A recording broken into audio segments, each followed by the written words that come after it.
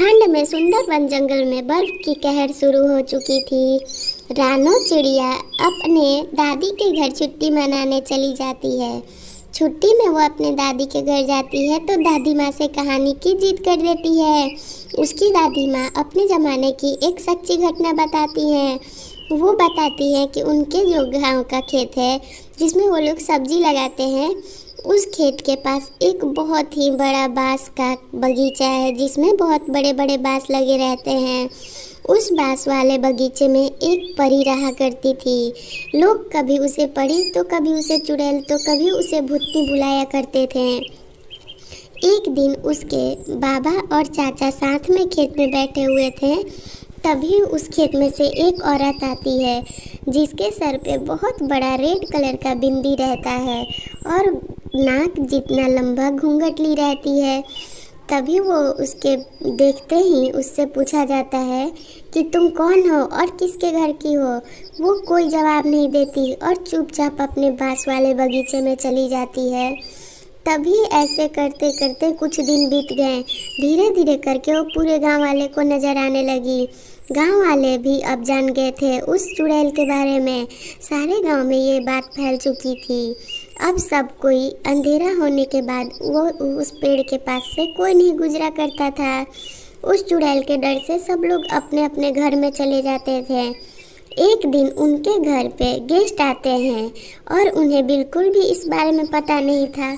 वो लोग घूमने के लिए खेत की ओर गए रहते हैं। वो लोग उस खेत के पास जाते हैं तो उन्हें कोई औरत दिखाई देती है। वो लोग उस औरत से लाख पूछते हैं कि आप कौन हो, इतना अंधेरा में क्या कर रही हो अकेले, क्या आपको लाइट की ज़रूरत है। फिर भी वो औरत कोई जवाब नहीं देती है।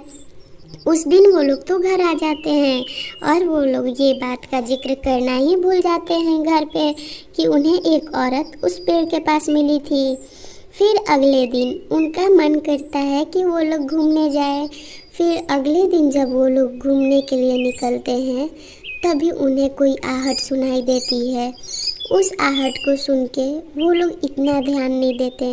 उन्हें बिल्कुल भी नहीं अंदाज़ा लगता कि ये कोई साधारण आहट नहीं है या फिर किसी इंसान की आहट नहीं है। अंधेरा होने पर ये उसी चुड़ैल की आहट होती थी जिसको देख के पूरे गांव वाले अपने घर में चले जाया करते थे। जब शाम को वो लोग टहल रहे थे तो वो लोग ये बात ध्यान देते हैं कि पूरा गांव में सन्नाटा पसरा हुआ है। कोई भी अपने घर के बाहर नहीं निकला, खास करके उस जगह पे जहाँ पे वो चुड़ैल दिखा करती थी। बच्चे और बूढ़े सब लोग अपने अपने घर में छिप जाया करते थे क्योंकि वो चुड़ैल सबको दिख जाया करती थी। एक दिन जब वो लोग वहाँ गए और किसी को कोई आहट नहीं सुनाई दी और सिर्फ उस चुड़ैल की पैर की आहट सुनाई दे रही थी, तभी वो लोग पूछते हैं कि सुनो, रुको, तुम कौन हो और तुम्हें हमने कल भी देखा था। पूरा गांव शांत रहता है तो तुम कहाँ जाया करती हो। वो कोई जवाब नहीं देती, अपने आगे की ओर बढ़े जाती है। वो लोग उसके चेहरे पे लाइट जला देते हैं।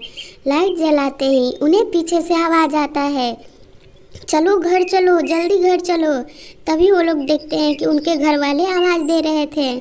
उनके घर वाले को पता चल जाता है कि ये लोग भूतिया खेत के पास गए हैं।